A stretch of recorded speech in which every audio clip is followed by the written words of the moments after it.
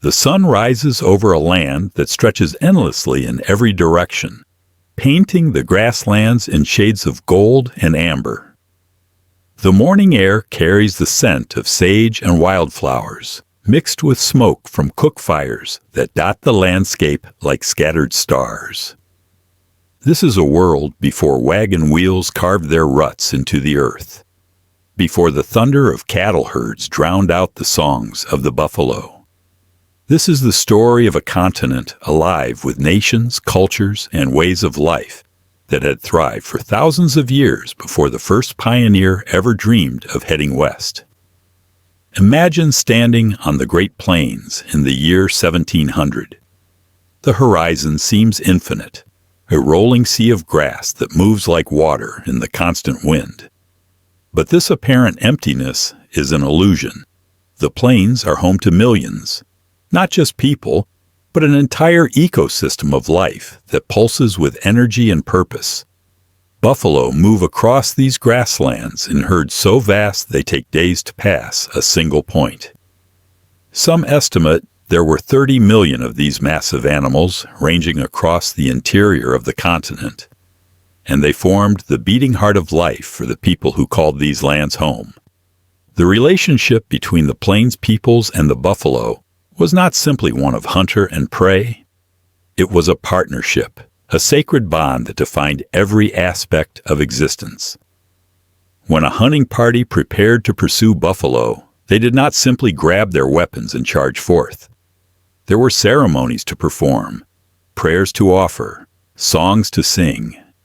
The buffalo were seen as relatives, as gifts from the Creator, and taking their lives required respect and gratitude.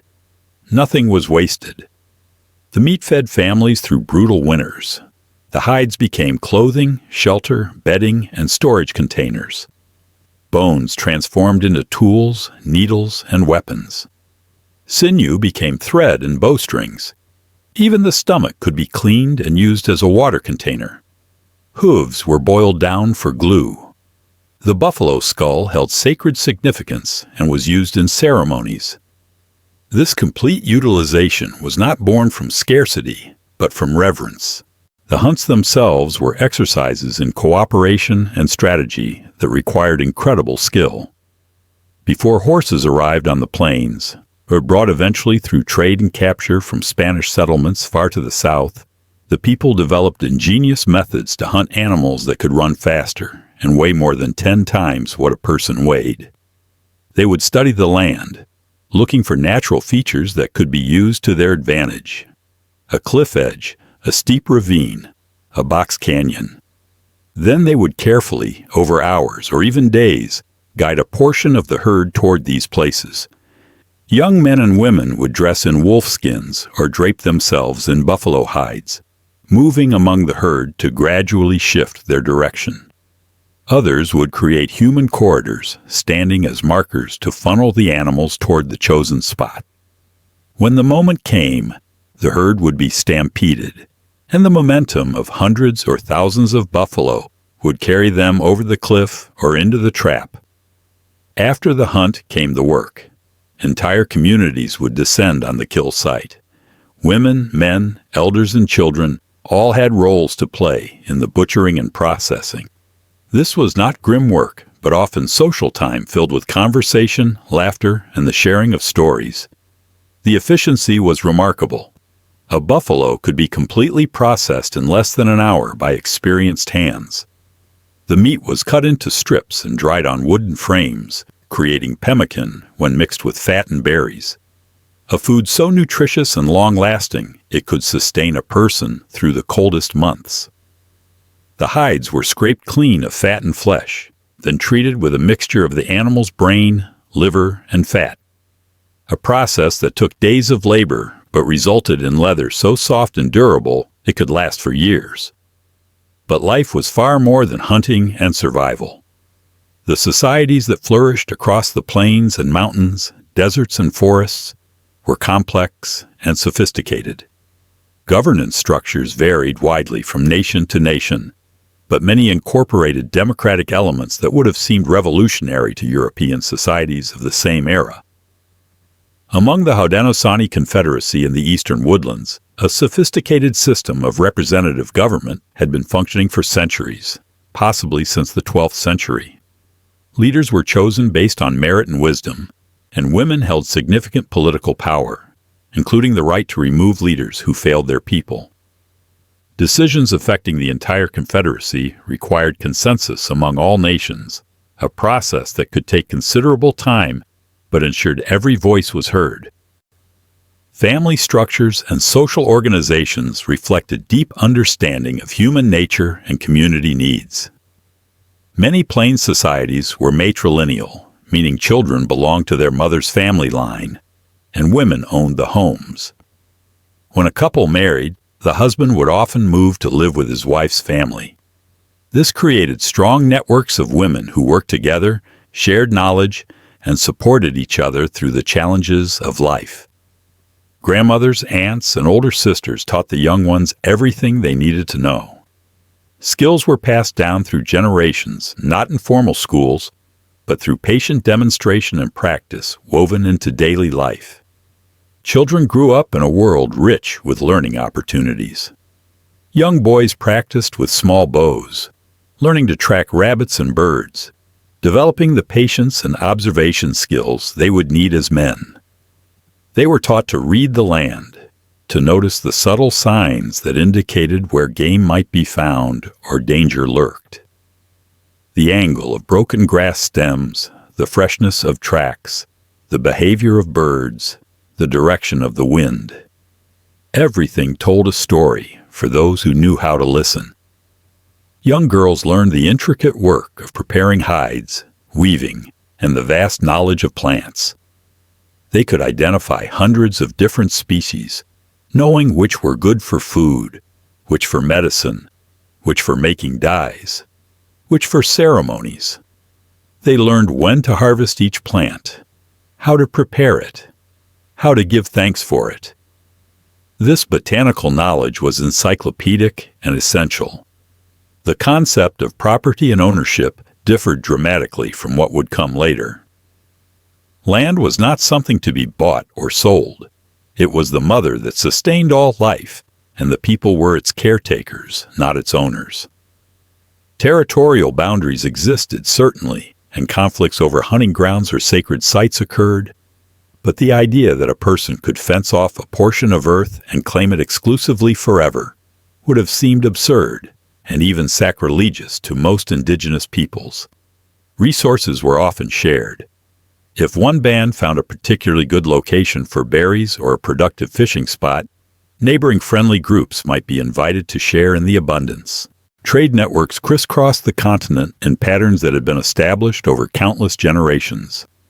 Obsidian from volcanic regions in what is now Oregon made its way to the Great Lakes. Shells from the Gulf Coast traveled up the Mississippi River system to the northern plains. Turquoise from the southwest reached peoples hundreds of miles away. Copper from the Great Lakes region was worked into ornaments and tools. These were not simply commercial exchanges, but opportunities for different peoples to meet, share news, arrange marriages, and strengthen alliances. Large trading gatherings might attract thousands of people from dozens of different nations. These events were part festival, part market, part diplomatic summit. The spiritual life of indigenous peoples was deeply integrated into every aspect of existence. There was no separation between the sacred and the secular, the spiritual and the practical. The earth and everything on it was imbued with spirit and deserved respect. Mountains, rivers, and specific locations held special significance, places where the veil between the physical and spiritual worlds grew thin. Vision quests sent young people into the wilderness alone to fast and pray, seeking guidance and understanding of their place in the world. Some would return having received visions that would guide them throughout their lives. Others might spend years seeking such clarity. Medicine people held respected positions within communities. Their knowledge extended far beyond what Europeans would recognize as medicine. They understood the healing properties of plants, certainly, and could treat everything from wounds to fevers to digestive ailments. But they also recognized the connection between mind, body, and spirit. Illness might be treated with herbs, but also with ceremony, with the restoration of harmony within the person and between the person and their community. Some medicine people were skilled surgeons who could set bones, suture wounds, and even perform operations that European doctors of the same era would have considered impossible. The arts flourished in forms both practical and purely aesthetic. Clothing was not merely functional, but a canvas for expression. Porcupine quills were dyed in brilliant colors and woven into intricate geometric patterns on shirts, dresses, and moccasins.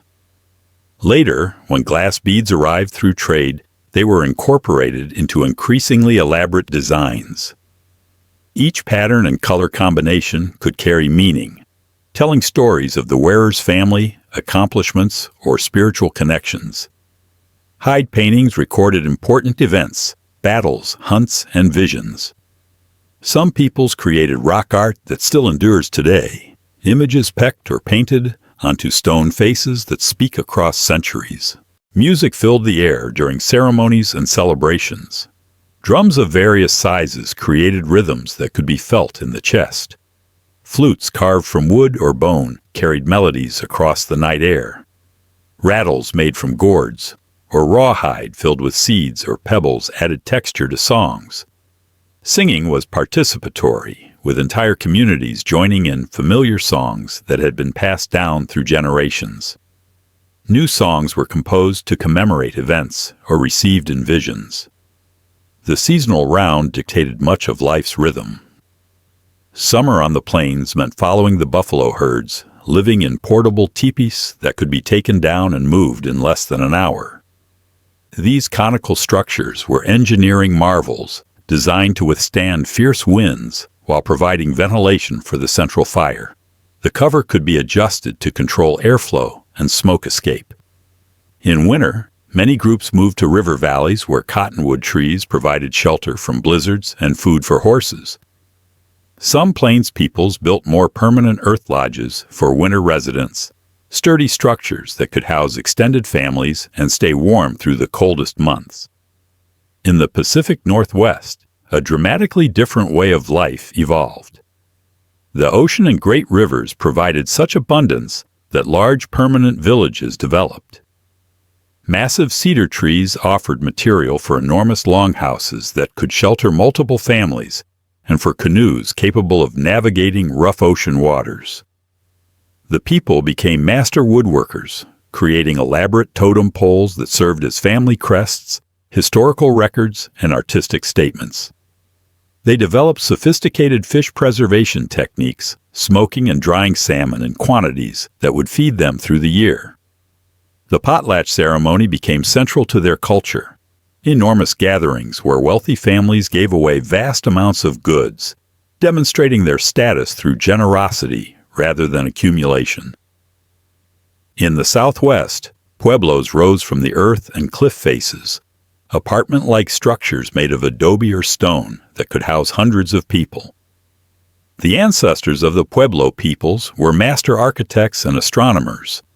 They built structures aligned with solar and lunar cycles, knew the exact day of the solstices and equinoxes, understood the movements of planets and stars. Their buildings incorporated sophisticated ventilation and climate control, staying cool in summer and retaining heat in winter. Agriculture was central to their lives in this arid landscape. They developed irrigation systems, terraced farming, and cultivated varieties of corn, beans, and squash adapted to the challenging environment. Corn was not just food, but sacred, central to their cosmology and ritual life. Water, always precious in the desert, was treated with appropriate reverence. Communities developed rules about water use that ensured everyone had enough. Springs and water sources were protected and maintained. The people understood that life depended on managing this resource wisely. They watched the sky constantly, reading clouds and wind for signs of rain. When storms came, they were celebrated. Ceremonies were performed to bring rain, elaborate rituals involving dance, song, and prayer that could last for days.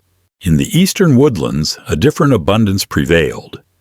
Forests provided game, nuts, and building materials. Rivers and lakes teemed with fish. The soil was rich and responded well to cultivation.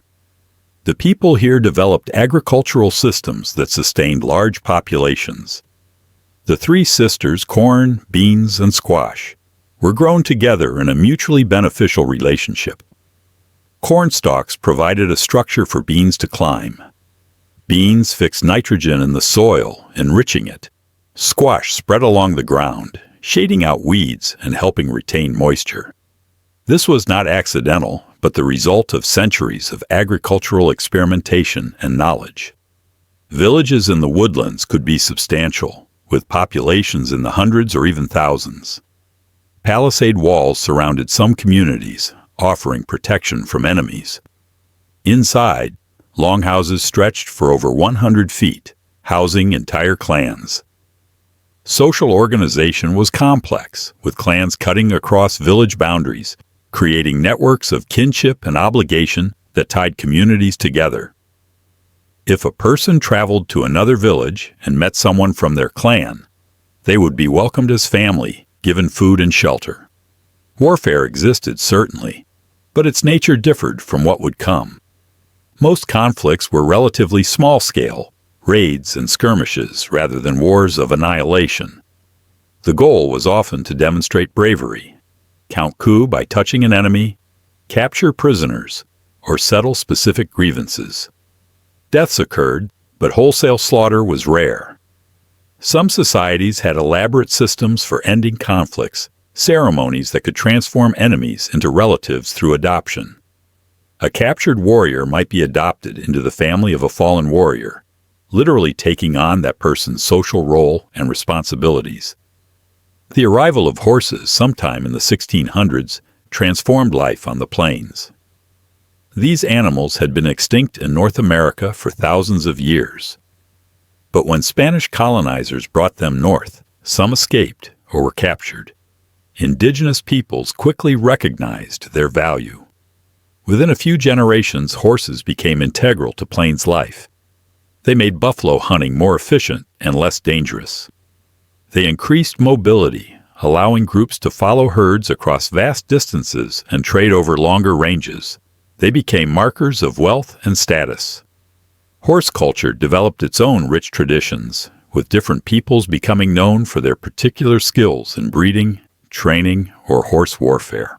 But even as horses transformed some aspects of life, the fundamental values and worldviews remained rooted in ancient traditions.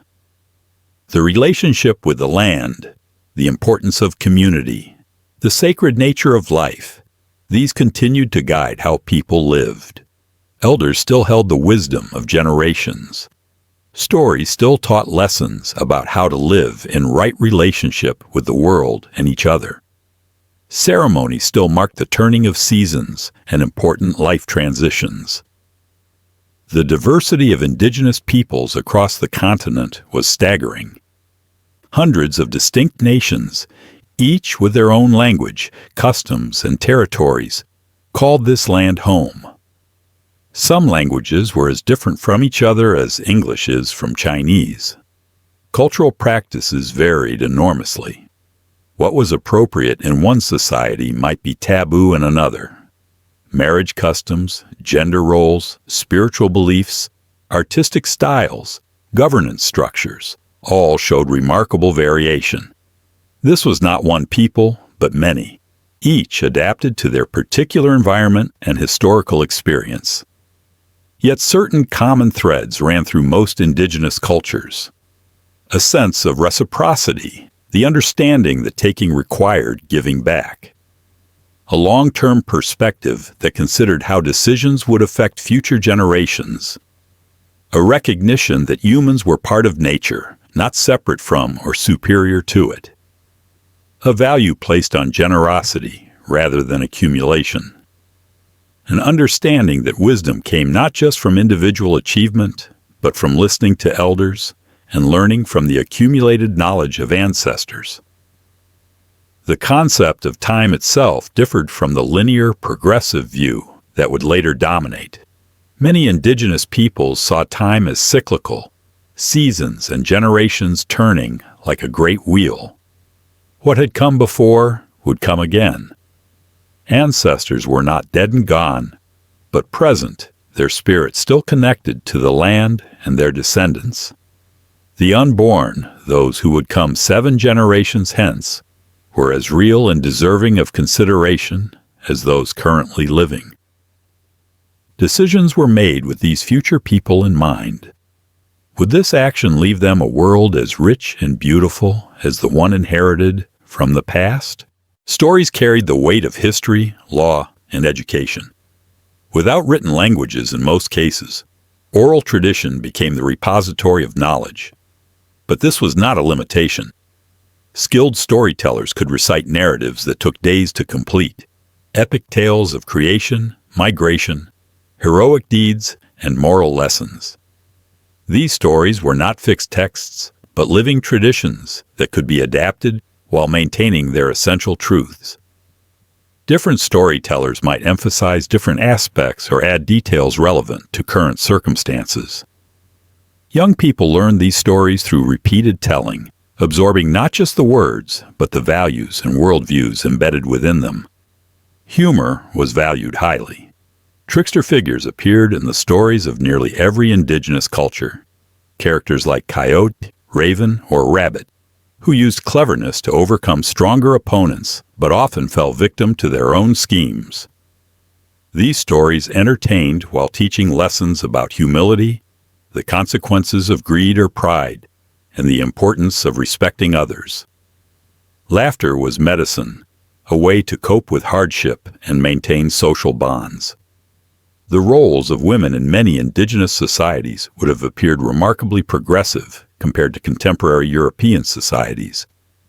While specific gender roles certainly existed, women often held significant power and autonomy. They could own property, make decisions about agriculture and domestic matters, and in some societies choose or reject spouses.